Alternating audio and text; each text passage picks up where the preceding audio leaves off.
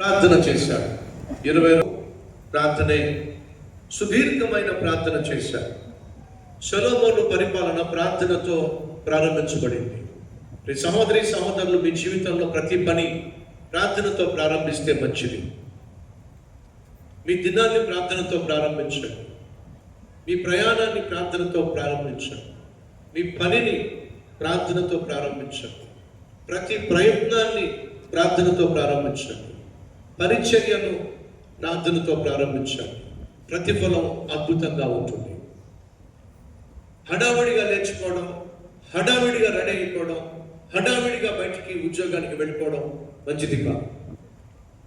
కారణం ఏమిటయ్యా అంటే, గడప దాటి వెళ్ళిన నువ్వు తిరిగి గడప దాటి ఇంట్లోకి వస్తావనే గ్యారంటీ లేనటువంటి రోజుల్లో మనం జీవిస్తున్నాం.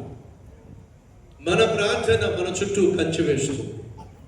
మనకు వ్యతిరేకంగా సైతాను నియమించిన ప్రతి ఆలోచనను, అపాయాన్ని, ఆపదలను మన ప్రార్థన జయిస్తుంది.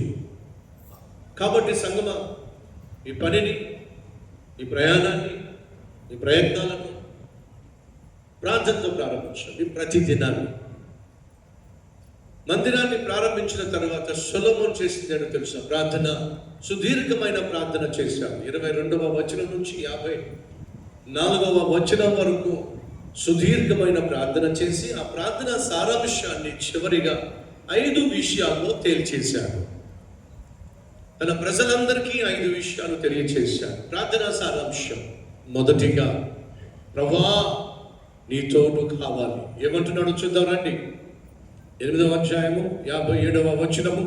కాబట్టి మన దేవుడని యెహోవా మనలను వదలక విడువక మన పితరులకు తోడుగా ఉన్నట్లు మనకు తోడుగా ఉండి.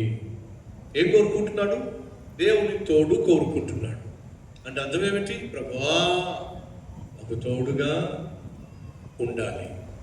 మీ సహోదరి సహోదరులు, దేవునికి వేరుగా ఉండి మనం సాధించగలిగింది ఏమీ లేదు. నువ్వు ఇంట్లో ఉన్నప్పటికీ దేవుడు తోడుగా ఉండాలి. ఇంట్లోంచి బయటికి వెళ్తున్నప్పటికీ దేవుడు నీకు తోడుగా ఉండాలి. సంగమా వినండి, నీ జీవితంలో దేవుడన్నా తోడుగా ఉండాలి, దెయ్యమన్నా తోడుగా ఉండాలి. ఇద్దరు తోడుగా ఉండకుండా నువ్వు జీవించడం సాధ్యం కాదు.